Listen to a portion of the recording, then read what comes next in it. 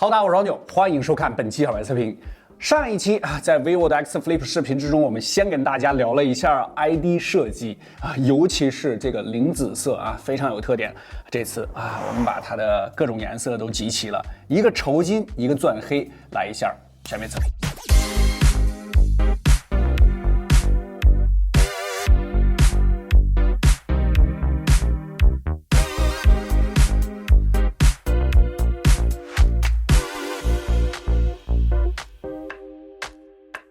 绸金，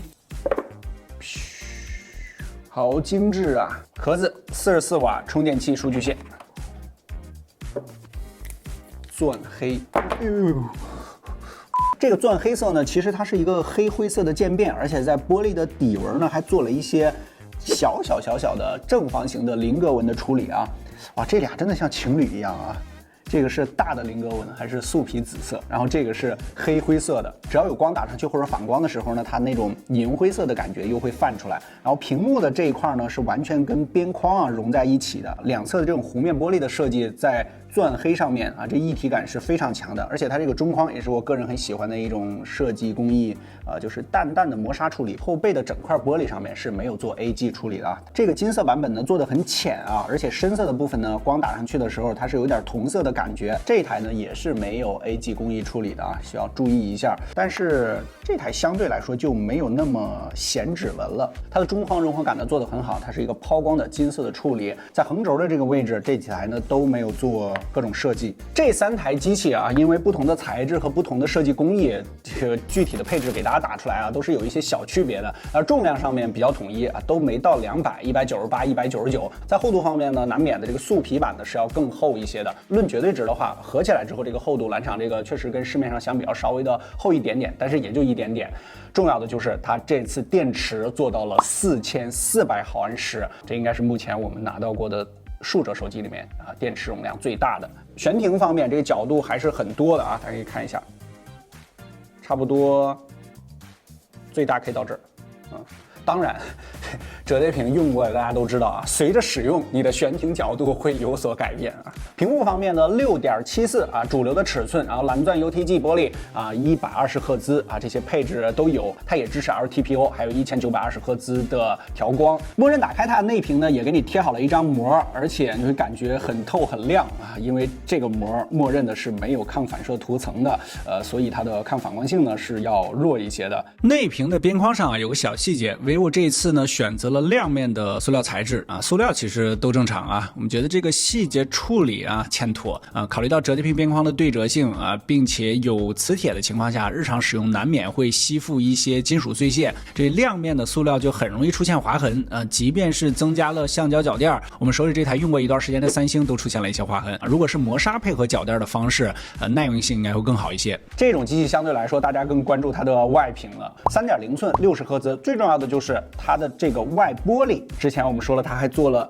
两侧的收护处理，就是玻璃取了，但是屏幕没取，改善你划过边缘的这个手感。它采用的是康宁的 GG7 玻璃，是比较抗摔抗磨的。3个颜色黑金紫，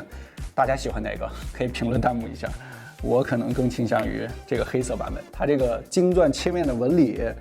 还挺有质感的，但比较容易沾指纹。刚才开场的时候，不知道大家有没有注意到这台紫色呢？因为我们之前一直在用嘛，我们用帐篷的形式先放在这儿，它会显示一个台历式的时间。这其实是它专门设计的一个功能，就是系统识别到你用这种帐篷的形式扣在这个桌子上，它就会自动显示一个时间。在上一期的 ID 视频中呢，我们说了它的微信还有小红书都做了专门的适配，尤其是这个微信基本上做了一个全功能的外屏微信，体验完了我确实很爽但是不免呢也出现了一个疑问，比较热门的，你专门给适配了一下，那其他还有很多热门软件你这个软件更新是不是跟得上那么快呢？它出了一个叫魔镜应用，这啥意思在它外屏的一级菜单里面呢，你能看到它完全适配过的应用，比如说小红书、微信还有它自己的这些，你打开之后，不管是动画还是里边的一些功能按钮，全部根据外屏给你适配好了。然后你向右滑一下，它这个魔镜应用一打开，里边就是还没有适配的，但是它给你做了一个镜像功能，就是相当于用这个外屏全部给你镜像过来了。比如说就这个微博，你看竖屏就是一个小微博，完完全全一样，只不过就是一些按钮的位置它没有专门的做过调整但其实我感觉问题也不大。再来一个，比如说某音，其实你就可以把它理解为一个3.0寸的智能手机啊，你完全可以使用，点赞、评论完全都没有问题。这个功能看着好像挺简单的，就是镜像了一下嘛，但其实它对于软件适配的压力也就释放了很多啊，因为很多应用，比如说它按钮没有那么密集的，它直接用这个镜像啊就可以使用了啊，不需要去那么复杂、那么费劲儿的推动专门的对它外屏的这个适配。还有一个灵感空间啊，这里边有一个次元相机啊，就是最近特别火的那个 AI 绘画，我们自己拍一张 AI 创作中。诶，我哪有这么帅？现阶段呢，这里边还有一个2048的一个小游戏，然后你可以玩一下。我估计后续呢还会更新这块的一些外屏的小游戏啊、小应用。OK， 影像配置、性能配置我们都给大家打出来，我们一起来看一下实测。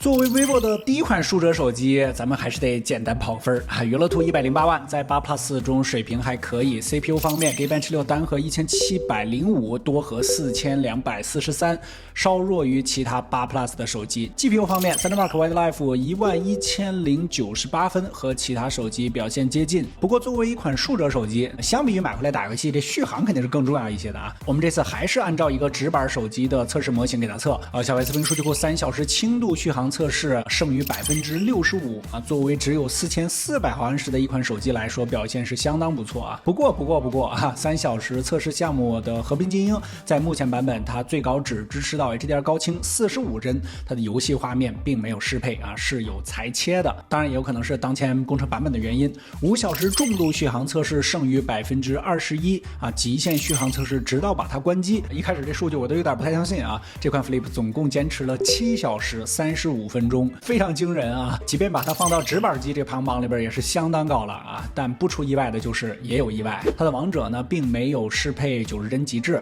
只能开启到60帧极致画质，同时受限于数折的结构限制，热量呢非常容易堆积在上半部分，很难利用下半部分进行体积散热。原神测试中这上半部分的手感有一点点热了，这下半部分只是温热。在目前版本下呢，我们还遇到了降亮度的问题，随着手机温度提升，最低降到了135尼特啊，并且此时的亮度会被锁定啊，自己是拉不回来的啊。虽然它有一个游戏魔盒有锁定亮度的功能，但手机升温到47度的时候，依旧会出现无法拉回的情况啊。希望后续版本能够解决这个问题。虽说买这手机的人谁打原神啊，但是偶尔重度游戏玩一下啊，就有点难受了啊。数据库考验软硬件综合调教的20款应用2轮打开，用时113秒。在整个测试中呢，它会识别到有动画加快的情况。零刹后台啊，这44瓦的充电，10分钟充入19%，70分钟前台充入100%，90分钟1个半小时啊，完全充满，能够非常明确的感受到啊，作为vivo的第一款数折啊，就是主打的女性消费者。当前版本的调度策略也非常明显，就是几尽所能啊，要延长它的续航，整体的调教非常保守。这个面对它的目标用户其实没啥问题啊，毕竟常用这款手机的小姐姐大概率都不是什么重度游戏玩家，一旦性能放开，这续航比较差，那就是实打实的难受了。不过咱们话说回来啊，它终究是一台8 Plus 的这个手机，在游戏方面的表现，我们觉得还是有些过于保守了。比如王者90帧极致它都不支持，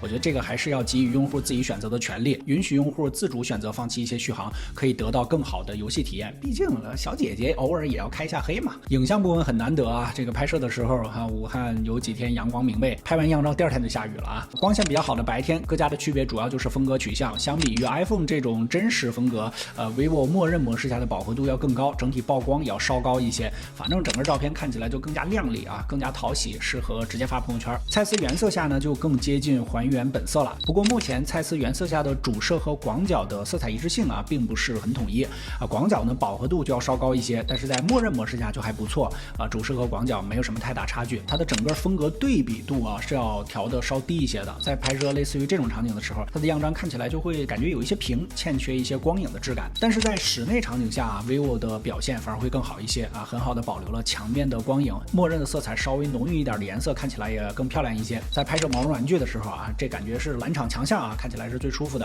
啊，不会觉得那么扎手。不过如果你在室内光线复杂的情况下，偶尔当前版本会有一些偏红的问题。夜景这边呢，在算法上是 vivo 强项啊，这组沙漠夜景 vivo 的综合表现相对来说最好。iPhone 的色彩呢，怎么说都称不上好看啊。OPPO 的前景表现还不错，不过远处建筑的灯光处理有点不太到位。拍摄灯牌或者说店铺门口的时候，蓝场也能很好的保留灯牌的颜色。大多数场景下你都不需要使用到夜景模式，默认调用的夜景算法啊就挺不错的了。在这种灯光下 vivo 也可以还原肉眼看到的灯光的感觉。而到了更暗的场景，它的夜景模式还要更强一些，实际只能勉强看清文字的情况下啊 vivo 也能很好的保留。不好意思啊，放错了，是这张啊，它甚至能够拍摄到提示牌褶皱的痕迹。不过这涂抹感啊也太重了一些，导致照片看起来不太自然。简单总结，作为一款更加女性向的手机 vivo X Flip 的整体风格更加明快，夜景的表现呢，针对于这套模组啊，那肯定是可圈可点的。不过在白天成像上呢，感觉还可以进一步的优化，比如在光影方面的处理上，以及一些偏色的问题。细节配置方面呢，这台机的震动啊，我目前体验着应该是一个 Z 轴的马达。IFC 肯定是标配，然后红外呢这台机是没有的，然后扬声器方面它是一个底部的单扬声器。OK， 简单总结一下，作为蓝场系的第一台竖折手机，这台 X Flip 做的还是非常全面的，而且完成度也非常高。一看它就是汲取了前面各种竖折手机的各种各样的经验啊。女生非常喜欢这个手机，我小红书啊一些微信的快速回复，我全部给你适配好了，做好了再发布的这种感觉了啊。当然肯定有小伙伴说，我想要这个，我想要那个啊。你要知道它的定位就是一个竖折手机啊，如果全部都加上之后，那就变成了一个横折了。在之前的折贴专题中呢，我们也提到过几次啊，这竖折手机呢是现阶段极致的小屏手机，或者说是极致小屏手机未来的这个发展方向。这种横折或者说大折叠，它是融合了平板，这两台机的定位和使命是很不一样的。大家可能不信，就是我们内部的主编啊用的都是竖屏手机，他还是男生。OK， 本期视频出现的所有实测数据，我们都已经在第一时间更新到了小白视频数据库小程序，你可以随时随地免费查看啊。如果觉得本期对你产生一点帮助，可否在下方给我们点个赞，特别感谢。更多内容精彩，大家可以在全网搜索关注小白视频，不管那天我们下期视频再见。